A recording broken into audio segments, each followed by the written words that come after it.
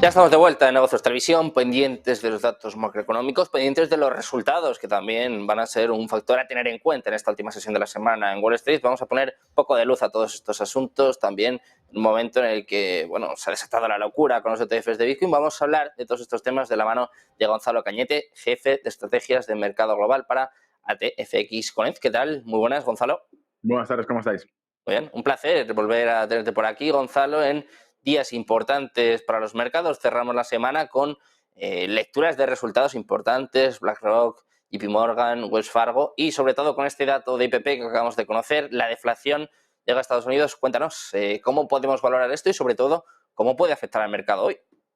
Pues mira, justo es el tuit que he publicado hace unos segundos. He puesto precisamente eso. ¿Está acaso Estados Unidos cayendo en riesgos deflacionarios como lo está China? Porque durante el 2023 hemos visto varias oleadas en las que los PPIs de China salían negativos y esa es la principal preocupación, que China tuviese deflación. Ahora resulta que Estados Unidos también la tiene. Y no solo te digo ahora resulta, es que ayer el dato que tuvimos de inflación nos mostraba un repunte de la inflación. Mes a mes era del 3.4 frente al 3.2 esperado y sumaba un total del 3.9 anualizado. Entonces, esto es un cachondeo hablando claro porque tenemos que el día de ayer el dato de inflación salía repunte, nueva subida de inflación por encima de lo esperado. La reacción del mercado, ¿cuál fue? Un dólar que se volvía a fortalecer. Comentarios que también he publicado en redes sociales donde veíamos que la presidenta de la Reserva Federal de Cleveland decía precisamente que ella creía precipitado hablar de recorte de tipos de interés en Estados Unidos en marzo y que habría que ver más datos. Es decir, no bastaba ese dato de inflación repuntando para que precisamente dijese, bueno, si la inflación está ahí activa, no podemos ponernos a recortar tipos de interés mientras exista. Y casualmente horas después, esta persona, este oficial de la Reserva Federal, hacía este comentario en esa misma línea, precisamente. Bueno, pues hoy cambia por completo 180 grados la partida y nos sale un dato que suele ser antecesor de inflación final, es decir, estamos hablando de los precios a la producción, que son la antesala del precio final que paga el minorista, el ciudadano medio. Si esos precios están desinflando, están entrando en terreno negativo, significa que no puede haber inflación de cara a cuando se traslade a la inflación final del consumidor. Entonces, aquí nos despista por completo. Y dicho, fíjate que la reacción que ha tenido el mercado ha sido reversa a lo que ocurrió ayer. Ese dato de ayer de una inflación mayor de lo esperada generaba un movimiento alcista en el dólar, un movimiento alcista contra el euro, un movimiento bajista en los mercados que empezaban a enfriarse ligeramente y un repunte en los bonos. Hoy, con el dato que acaba de salir, la primera reacción que ha tenido el precio ha sido desplome del índice dólar, repunte de renta variable que se ve más o menos cómoda y un desplome significativo del rendimiento del bono a 2 años de Estados Unidos. Por lo tanto, renta fija cae, disminuye también el propio valor del dólar porque se asume que si estos números están ahí, significa que no va a haber inflación e incluso, como tú has mencionado ahora, puede haber riesgos de deflación.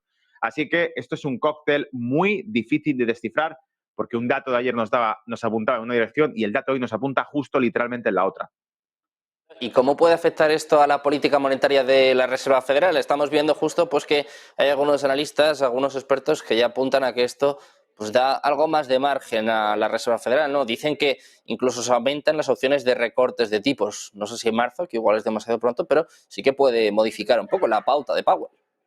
100%. El dato de ayer era repunte de inflación, lo que hacía era que algunos, como hemos dicho, Loretta, presidenta de la Reserva Federal de Cleveland, diese un paso atrás. Dijese, quizá es muy pronto el recorte de tipos en marzo. Un dato como este va a hacer lo contrario, digamos. Si hay riesgos de deflación, con más motivo habría que soltar liquidez y habría que recortar tipos de interés y habría que inundar el mercado de nuevo con frescos dólares, porque la deflación es un problema, si cabe, incluso peor que la inflación. La inflación es un problema grave porque mina el valor de nuestro dinero en nuestros bolsillos, nos roba al ciudadano, le roba al ciudadano, pero la deflación lo que indica es que una economía no está funcionando. Cuando hay deflación significa que no se está generando suficiente volumen de transacciones entre la oferta y la demanda. Y esto también preocupa porque es una desaceleración económica.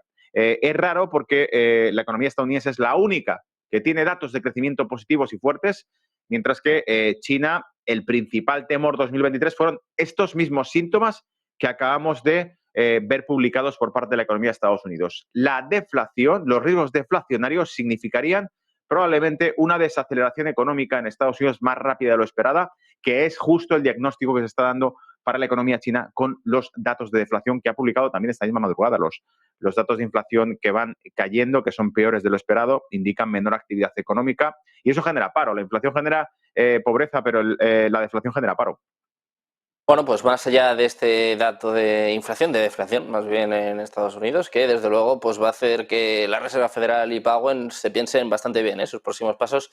Quiero preguntarte por los resultados que hemos vivido en el día de hoy, hace apenas unos minutos, los grandes bancos, las grandes gestoras, que parece que decepcionan un poquito en esta primera lectura. No sé si puede ser un anticipo de lo que nos espera este año y sobre todo cómo van a reaccionar los inversores, si puede entrar algo de miedo también en el mercado. Sí, bueno, lo que podemos esperar de ello es que el sector financiero ha sido un sector que durante los anteriores resultados, en concreto algunas compañías tipo JP Morgan no lo han hecho nada mal, pero lo que estamos viendo es que esta cuestión facilitaría, creo que va a ir muy vinculada a la política monetaria, porque hemos visto que hasta la fecha la política monetaria lo que hacía era volver más, disminuía o minaba, por decirlo así, el beneficio que se genera a través de la tasa de interés. Cuanto esperábamos una política monetaria más laxa, los ingresos de la banca solían verse repercutidos a la baja por ello y quizá en todo caso podemos ver una vinculación a este respecto, que si la expectativa es que los tipos de interés vayan disminuyendo y hemos visto la meseta, que es lo que se ha dicho, que en 2023 ya está la meseta ahí y que por lo tanto lo único que queda esperar los próximos meses es menores tipos de interés de cara a 2024, incluso 2025 en Estados Unidos, la principal fuente de ingreso de la banca es la tasa de interés. Por lo tanto, el sector financiero es uno de los que quizá puede ver que se ve más relegado en este sentido. Pero por lo demás no considero que sea nada en lo que no tengamos que alterar. El rendimiento del mercado ha sido espectacular en todos los casos, en renta variable, y por lo tanto lo que tenemos que estar es agudizando, más que en el sector financiero, otros sectores que pese al movimiento alcista se ven muy descontados y muy baratos. Lo he repetido en programas anteriores, lo he repetido en el cierre de Wall Street en Negocios TV, lo repito ahora. El sector energético estadounidense está hiper descontado. Estamos, compañías como ExxonMobil o como Chevron están en suelos de los últimos año y medio, y por lo tanto muy atractivas porque frente a un mercado que es alcista, que claramente hemos visto que está muy fuerte durante las últimas 6 semanas, esas compañías todavía están baratas y descontadas. Por lo tanto, quizás es un buen punto empezar a observar hacia otro tipo de sectores.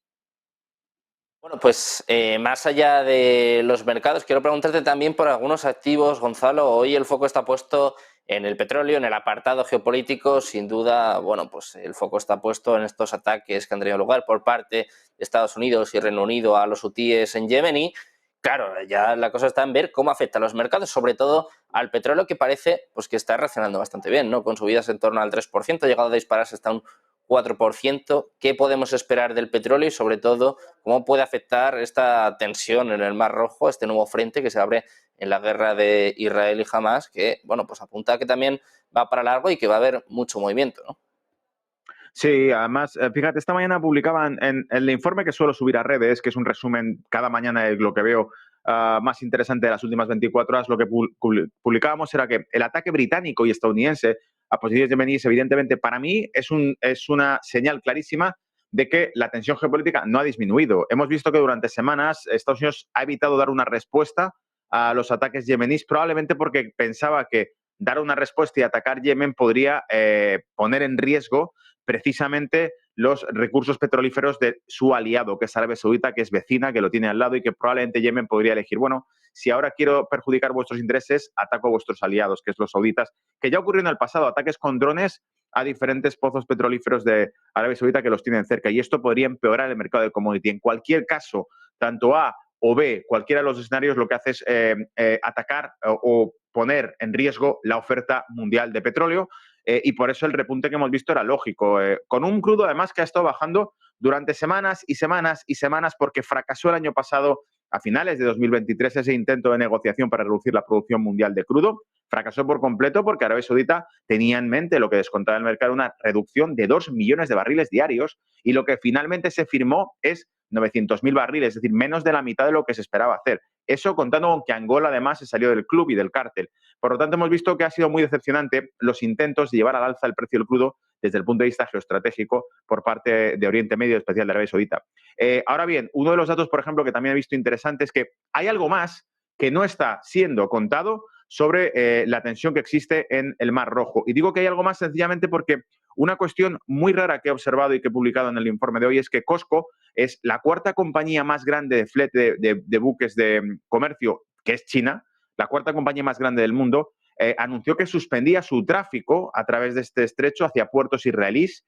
Y digo que es extraño porque COSCO, siendo una compañía china, un gigante chino del transporte marítimo, que suspende el tráfico hacia Israel por miedo a los yemeníes, suena más bien a excusas, sencillamente porque los yemeníes, el régimen hutí tiene soporte de Irán, así se presume, y Irán, el 90% de la exportación de crudo de Irán va a bolsillos de China. Por lo tanto, dudo mucho que rebeldes hutís atacasen un barco de bandera china, por mucho que vaya con destino a Israel, precisamente porque el momento que hiciesen eso estarían atacando los propios intereses que les financian. Así que existe algún factor más que se nos escapa por los cuales China sí debe estar informada de algo y está teniendo mucha precaución en ese tráfico. Y por lo tanto significa que puede haber más sorpresas de las esperadas en Oriente Medio. Es decir, que la percepción del mercado de que todo está perfectamente controlado y por eso el mercado ha sido, en el caso del crudo, bajista, quizá es pecar de cautos en ese caso, porque realmente podría haber ciertas sorpresas, como hemos visto esta misma noche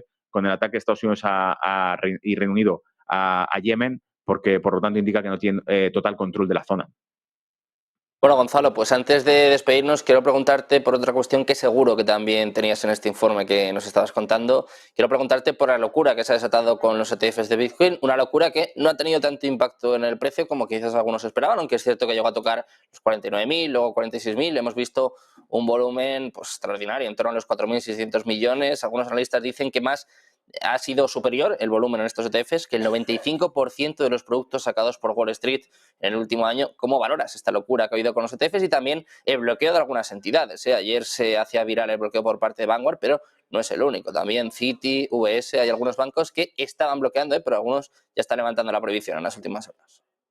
Pues mira, muy divertido, Sergio, porque precisamente ayer lo que vimos, a mí lo que me llamó la atención fue que la volatilidad de Bitcoin se disparó justo la noche en la que se publicaba ese tweet que había sido hackeado, ¿no? Y que confirmó X que así había sido, que había sido hackeada la cuenta de la SEC. Y al día siguiente, cuando la SEC oficialmente sí publica esa información, el gráfico lo mostré, donde podíamos ver todo el rango de volatilidad formado por la noticia falsa y un ligero rango de volatilidad formado por la noticia real, lo cual quiere decir que el mercado tenía hiperdescontado esa información. No hemos visto desde entonces esos $48.000 en Bitcoin, que yo creo que es como la referencia que tiene de techo. Ha hecho un año espectacular Bitcoin y recientemente, hace pocos minutos, leía precisamente a través de Bloomberg Economics que decía que se prevé que el primer día de negociación entren en torno a $4.000 millones en Bitcoin a spot, al contado, en esos fondos ETFs y que incluso 2.000, es decir, el 50% de ese dinero entraría por parte incluso del propio BlackRock. Es decir, las especulaciones de mercado con entrada de capital hacia Bitcoin son altísimas. He visto también hace un momento un vídeo donde se entrevistaba al CEO de JP Morgan diciendo que no tiene valor ninguno y que es la moneda de los delincuentes, al fin y al cabo. O sea, todavía a día de hoy seguimos escuchando este tipo de comentarios, pese a que es obvio que la banca internacional lo está utilizando. Publiqué ayer o anteayer un vídeo precisamente de Vladimir Putin diciendo que en los próximos años asistiremos a una revolución dentro del sector financiero porque el sistema monopolístico financiero occidental se ha quedado anticuado precisamente por su propia naturaleza monopolística. No hay alternativas a los too big to fail, a los grandes bancos de inversión y, por lo tanto, este antídoto que es DeFi, blockchain, Bitcoin, se va a ir extendiendo sencillamente porque es la válvula de escape. Una válvula de escape que no viene, desde luego, nada mal y más teniendo en cuenta pues, las CBDCs, que también están cada vez más cerquita. Muchas gracias, Gonzalo, por estar con nosotros y por analizar también aquí toda la actualidad. Un placer, como siempre. A vosotros, gracias. Seguimos pendientes precisamente de la actualidad de las últimas horas y también de